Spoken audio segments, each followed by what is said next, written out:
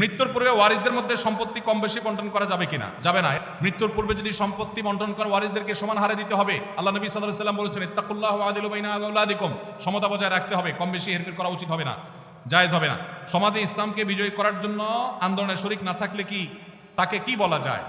কোনো ব্যক্তি যদি আল্লাহর দিন, আল্লাহর বিধান, আল্লাহর আইন অনুযায়ী গোটা দেশ, সমাজ, রাষ্ট্র আমি নিজেও পরিচালিত হতে চাই, এই আকাঙ্ক্ষা লালন না করে, তাহলে সে নিজেকে মুসলমান দাবি করার কোনো নৈতিক অধিকার নেই। ইসলাম এত গোলালু না যে নামাজ কালাম পড়লেন আর শরিয়া দ্বারায় শাসিত হওয়াটাকে পছন্দ করলেন না।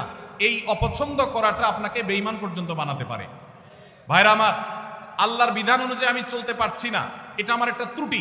আমি হয়তো মনে করছি যে আমি পারতেছি না, চেষ্টা করব, কখনো পারবো, ঈমান থাকবে। আর যদি কেউ মনে করে না ওইটা এখন চলেই না, ওইটা দিয়ে এখন চলবে না, তাহলে সেক্ষেত্রে সে বেঈমান হয়ে যাবে। এজন্য আল্লাহ বলেছেন, আল্লাম ইয়াহকুম বিমা আনজালাল্লাহ ফাউলাইকা হুমুল ফাসিকুন। আবার আরেক জায়গায় বলেছেন ফাউলাইকা হুমুল।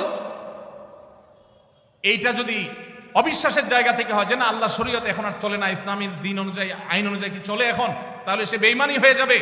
আর যদি কেউ মনে করে না চলা উচিত কিন্তু আমরা পারতেছি না, আমাদের দুর্বলতা, তাহলে সে বেঈমান হবে না। আল্লাহ আমাদেরকে বুঝার তৌফিক দান করুন। বহু মানুষ আছেন মনে করেন শুধু নামাজ রোজা পড়লাম আর আমি আল্লাহর বিধান, আল্লাহর আইন এগুলোর কোনো আকাঙ্ক্ষা অন্তত রাখলাম না, সে মুসলমান নিজেকে দাবি করার কোনো নৈতিক অধিকার নাই। মৃত্যুর পূর্বে ওয়ারিসদের মধ্যে সম্পত্তি কম বেশি বন্টন করা যাবে কিনা? যাবে না। মৃত্যুর পূর্বে যদি সম্পত্তি বন্টন করে ওয়ারিসদেরকে সমান হারে দিতে হবে। আল্লাহ নবী সাল্লাল্লাহু আলাইহি ওয়াসাল্লাম বলেছেন, ইত্তাকুল্লাহ ওয়া আদিলু বাইনা আওলাদিকুম, সমতা বজায় রাখতে হবে, কম বেশি হেরফের করা উচিত হবে না, জায়েজ হবে না। সমাজে ইসলামকে বিজয়ী করার জন্য আন্দোলনে শরিক না থাকলে কি তাকে কি বলা যায়? কোনো ব্যক্তি যদি আল্লাহর দিন, আল্লাহর বিধান, আল্লাহর আইন অনুযায়ী গোটা দেশ, সমাজ, রাষ্ট্র আমি নিজেও পরিচালিত হতে চাই, এই আকাঙ্ক্ষা লালন না করে, তাহলে সে নিজেকে মুসলমান দাবি করার কোনো নৈতিক অধিকার নেই। ইসলাম এত গোলালু না যে নামাজ কালাম পড়লেন আর শরিয়া দ্বারায় শাসিত হওয়াটাকে পছন্দ করলেন না। এই অপছন্দ করাটা আপনাকে বেঈমান পর্যন্ত বানাতে পারে। ভাইরা আমার, আল্লাহর বিধান অনুযায়ী আমি চলতে পারছি না, এটা আমার একটা ত্রুটি। আমি হয়তো মনে করছি যে আমি পারতেছি না, চেষ্টা করব, কখনো পারবো, ঈমান থাকবে। আর যদি কেউ মনে করে না ওইটা এখন চলেই না, ওইটা দিয়ে এখন চলবে না, তাহলে সেক্ষেত্রে সে বেঈমান হয়ে যাবে।